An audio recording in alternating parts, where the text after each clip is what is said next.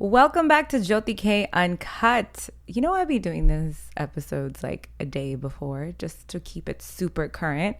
But then it also, I feel like it just puts fire under my ass. But I also have ADHD. So, yeah. Anyways, this week I asked you guys for the craziest confessions, betrayal stories, relationship disasters, and the reasons why half of you should probably be supervised by a licensed professional, including myself.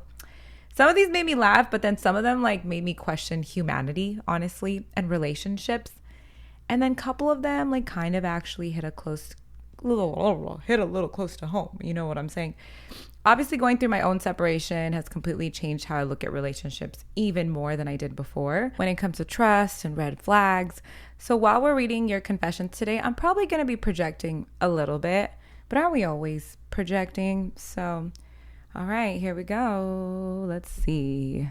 This is going to be, I have them somewhere right over here. Okay, here we go. All right. I called off our wedding 10 days before our wedding day, and he married his ex a few months later. Alrighty then. Clearly, he was still in touch with his ex, is where I'm getting from this.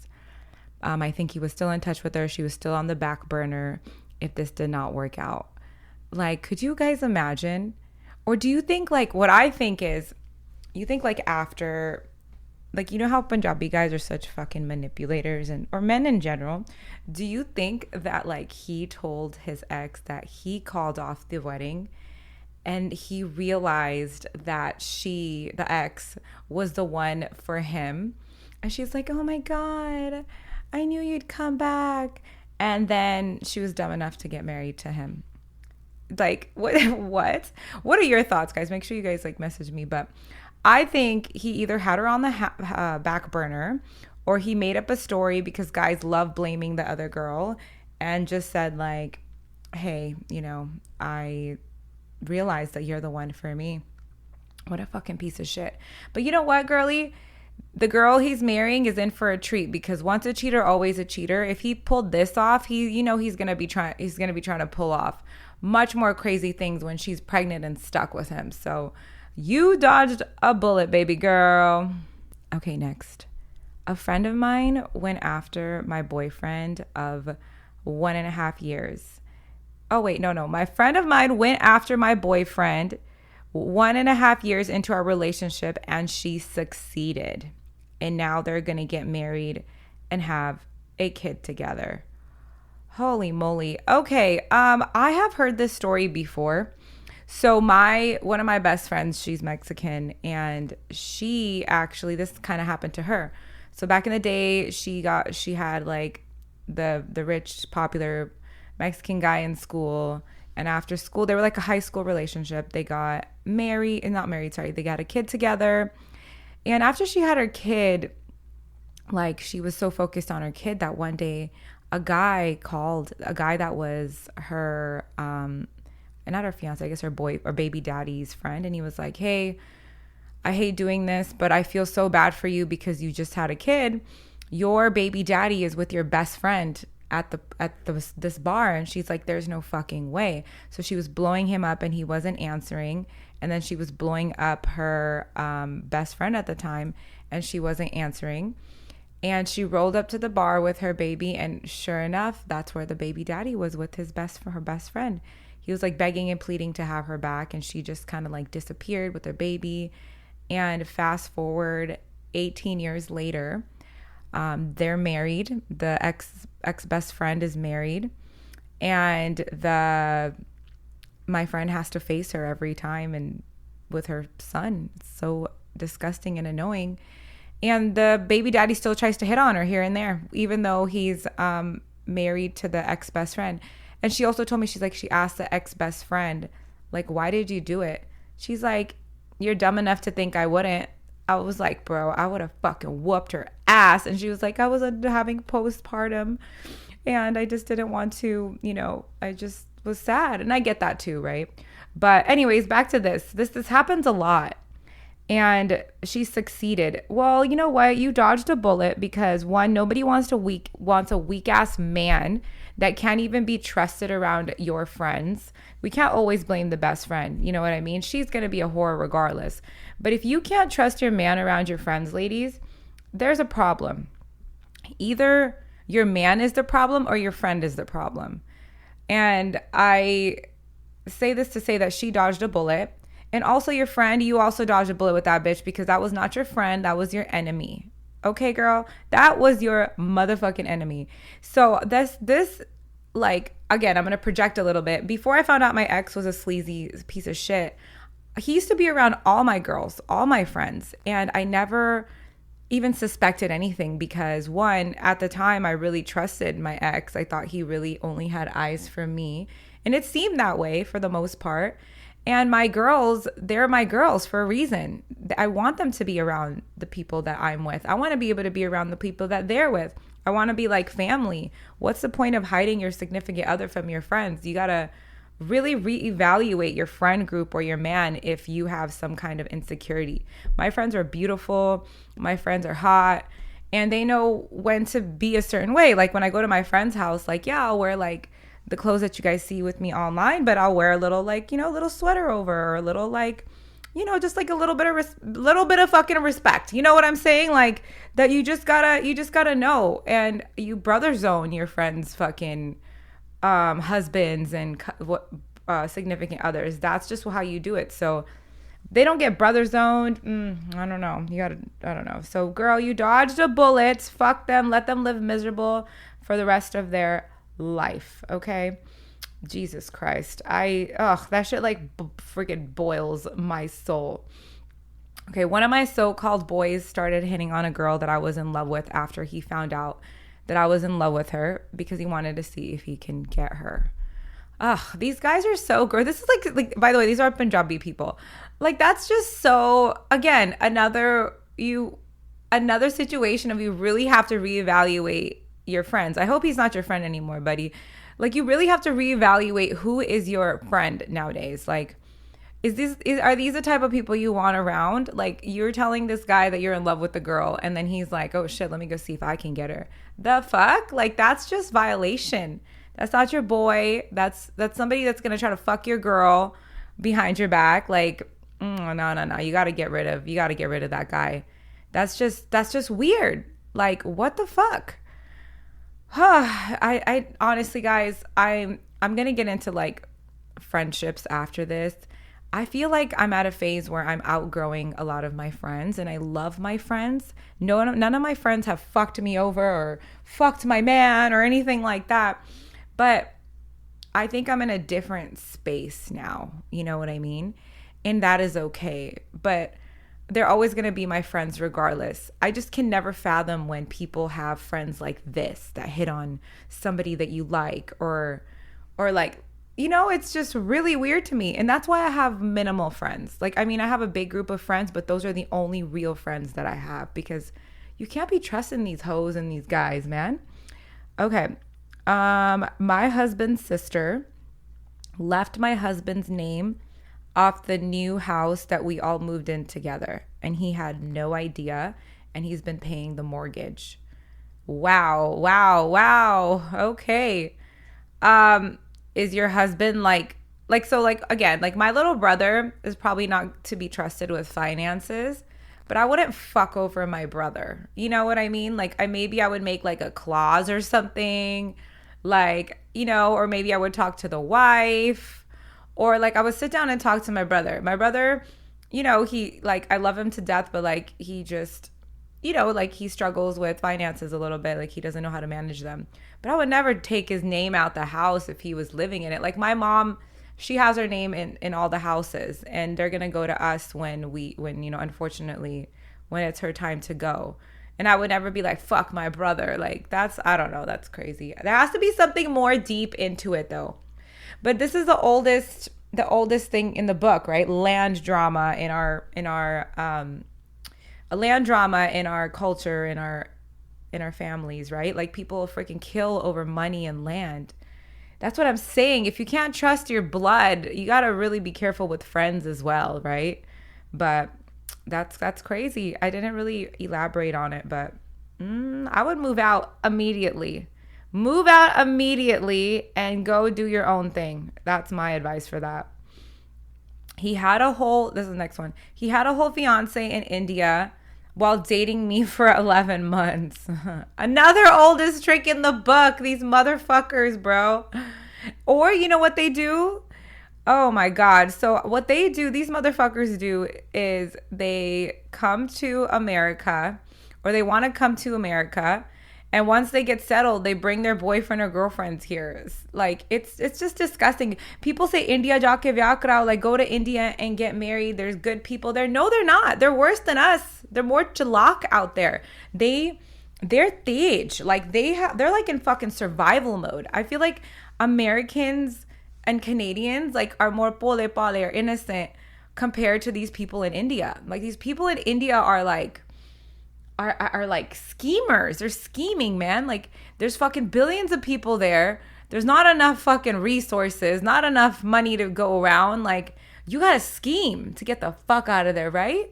Like this just happens time and time again. Like I know a very famous influencer who actually got pregnant by the guy, and same situation. And the parents knew that he had a girl or whatever on the side. The parents are in on these motherfucking situations. Like, what kind of family are you? Like, aren't you somebody's mom? At least, like, okay, fine, the Bunde are disgusting, but like, aren't you somebody's mom?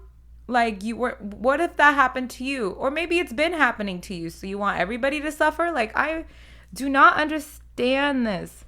Well, I didn't get to ask her how she found out, but I'm so glad you did. And I hope you didn't apply for no immigration or none of that shit. Fuck that motherfucker. This actually happened to my mom's best friend's son.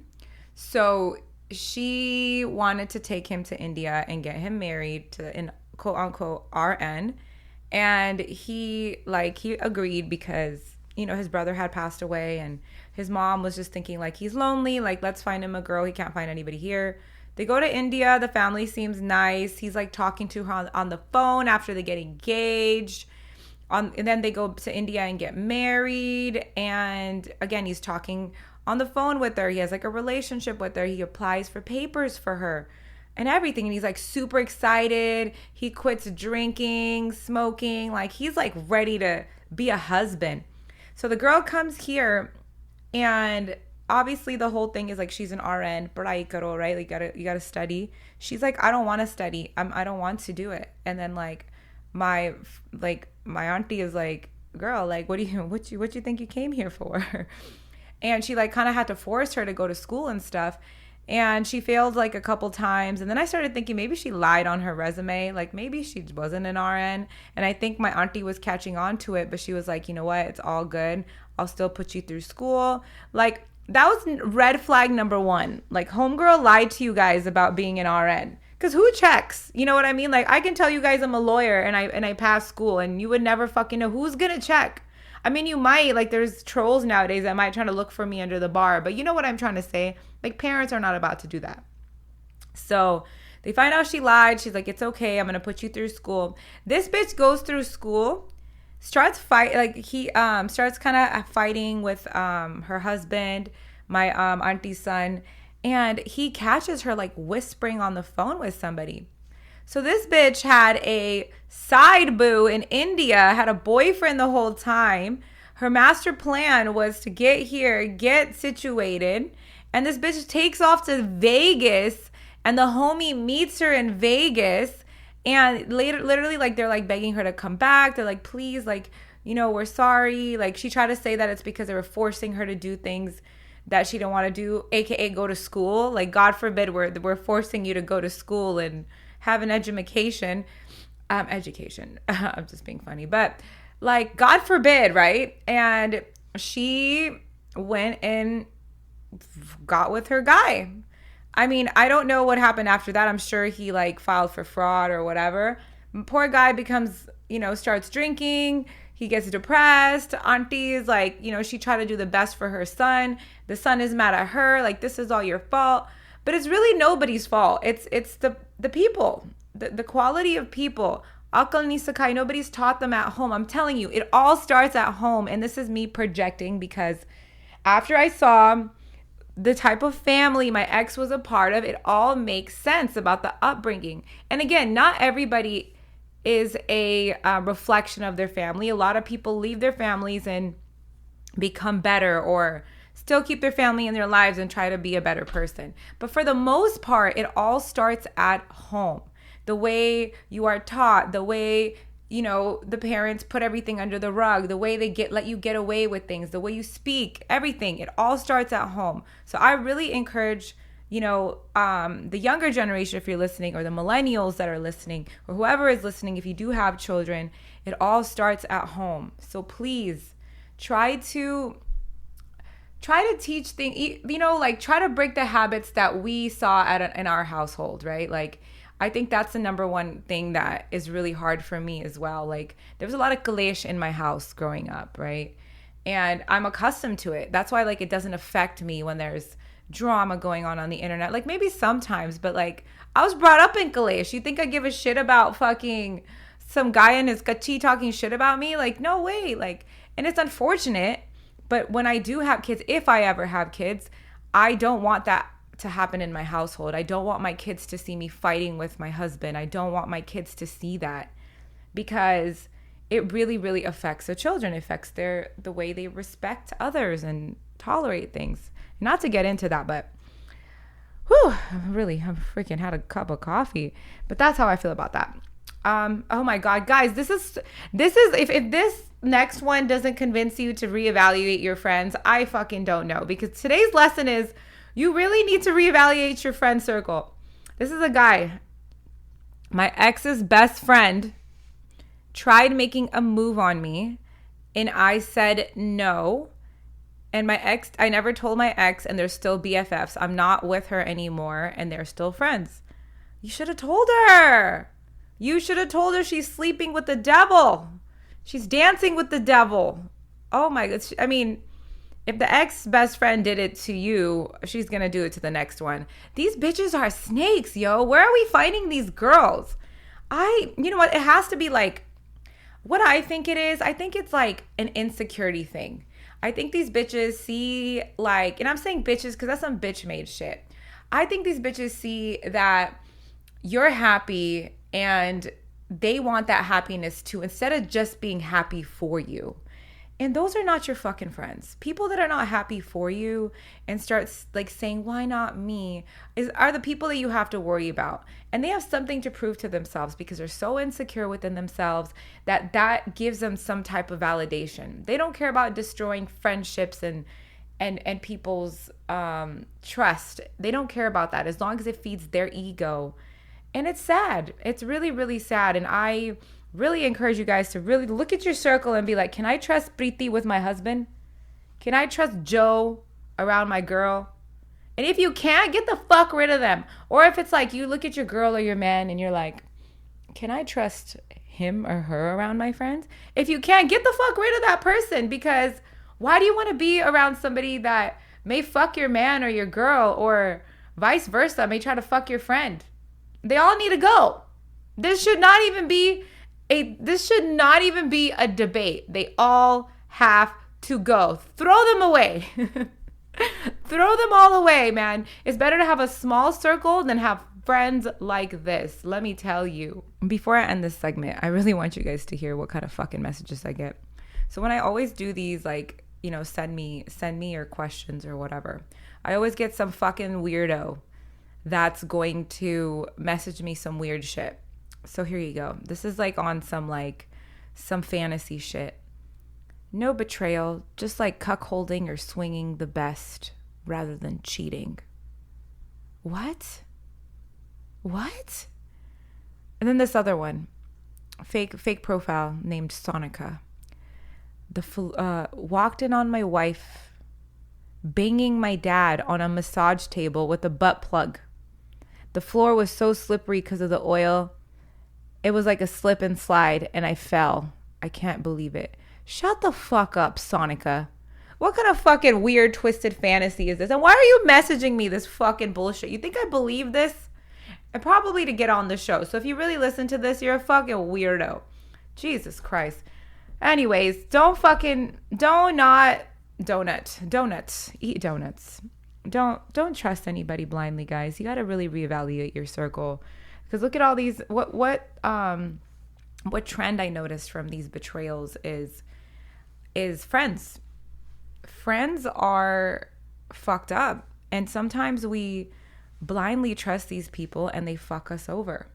So remember, smaller circle is better than having friends like this. And if you cannot trust your significant other or your friends around each other, they gotta go. Okay, they gots to go. I also feel like people always act shocked when something happens, and this is me projecting again, but usually the warning signs were there 6 months earlier. Even with the friends, even with the significant other, you saw the fucking red flags. You were ignoring them. Oh no, she's just like that. He's just like that. They're just flirty. They have a flirty personality. No, they don't. They're gonna fuck your man or your girl. He's gonna fuck your friends. You saw it coming, okay? We all saw it coming. I saw it coming. I ignored the red flags. But it's okay, because we're gonna all heal. And healing isn't pretending, okay? It's not pretending it didn't happen. It's about accepting it happened and deciding you're still moving forward. So even though they've all gone through these things, I've gone through things, it's about moving forward and accepting this happened to you and not letting it happen again. And if it does happen again, don't let it happen again. And you just keep repeating and working on yourself. And I don't know if today's lesson is that you guys need therapy, or I need therapy, or we all just need therapy. But thank you for sending these in. And always send me your confessions, because apparently none of you have a journal, and this is my journal. So we're just going to go through this together, okay? So we just all need therapy. And that is what concludes my episode today. Love you guys. Just a little, I love to give you guys little closings at the end about my dating and what I have going on. I'm going to go to a couple World Cup events this weekend. I am excited about it. I got invited by FIFA in Los Angeles. Amazing opportunity. I'm so excited. And a lot of good things are coming my way, guys. And I just can't stress enough that you need to speak things into existence. And you really just, here goes my fucking ADHD. I'm like, once you get rid of the dead weight and you start feeling like yourself again, the blessings come in. Because I really felt like my blessings were blocked this past 8 months, maybe even a year. And just recently, anything that I've been going after, it's been happening. Like, I wanted to go to the World Cup. I'm going to go to an actual World Cup game in a week. And I was like, whoa. And it wasn't the actual game that I wanted to go to, but I'm going to one. I wanted to be a part of an agency. An agency reached out to me. I want to start streaming. I had a streaming agency reach out to me. I'm just so excited about everything that's to come. And a lot of people online, like all these fucking degenerates and these low life people, try to make you feel some type of way because you're older, and they think that your life should end when you're in your 30s. They think that you should be married, or they put this timeline on you where you start doubting yourself. Like, you start thinking like, damn, am I running out of time? No, you're not running out of time. You need to stop competing with others, and you need to stay in your own lane, because nobody knows your struggles and nobody knows the experiences that you've gone through, and nobody knows the hurdles you've gone through and how you were set up in life. Like, a lot of people were set up for success, and that's why they were able to follow that 10-step rule. Like, go to school, parents put you through school, then you get a house, then you get a wife, then you get kids, and now your life is good. That is like the traditional way, especially in the Punjabi culture, right? But not a lot of people live that traditional life, and not all of us were built the same. Like, I feel like I finally have matured in my mid-30s, finally. Like, I was running around chasing something that I don't know what I was chasing. And then my dad died, and that really just fucked me up, right? So my timeline is completely different than these people, and especially these people online. And it's because, again, it starts at the household, teaching kids that your life just ends because at a certain age, and women can't do this and can't do that. And let me tell you, that's fucking bullshit. There's so many people that didn't succeed until later on. Like so many people that didn't finally find what makes them happy, or finally like breakthrough. And I feel like that's finally my breakthrough. Like I've done a lot of things that are amazing things in life, and I feel like I have imposter syndrome because I forget all the stuff that I've done. And I feel like you probably feel the same way too. Like we're so caught up in always trying to be better. And I think this is an eldest daughter syndrome that I have, and maybe any sons in here might have that, or middle child. I can only speak for eldest children, or just an immigrant. Like you just feel like you don't do enough, and it's never enough, really. But I just want to say that like I have so many good things coming, and it's all because I didn't give up on myself. And I hope you guys don't give up on yourself, and I hope you manifest. I hope you write things down and do not give up, and don't listen to the noise around you. Oh my gosh, I feel like such a philosopher. I feel like Confucius, actually. I might just be confused, honestly. Not dating life is whack, shitty, and I don't even care. I don't even respond back anymore. I'm like, just leave me alone, man. I'm good right now. Focus on myself, and if somebody comes along the way, great. I've had like a couple guys like message me in my DMs. They're kind of handsome, but if you're not making the move, I'm not making the move either. Like I hate, when are you coming to the UK? Instead of, hey, I want to go on a date with you. Let me book you a date. Let me book you a ticket to the UK. Although I said I don't want people booking me tickets, but you know what I mean, okay? Just make the effort or something. Like, you know what? Hey, I'll book you your ticket. You can stay in a separate hotel, or if you have family or friends here, and I just want to go on a couple of dates with you. Beautiful. Seamless. Now I feel safe. I'm taking a flight, and I don't have to stay with you. I can stay with my friends. It's an option. You're taking a $1,200 risk on me, and that's okay because you're rich. You're investing in your future. I'm an investment.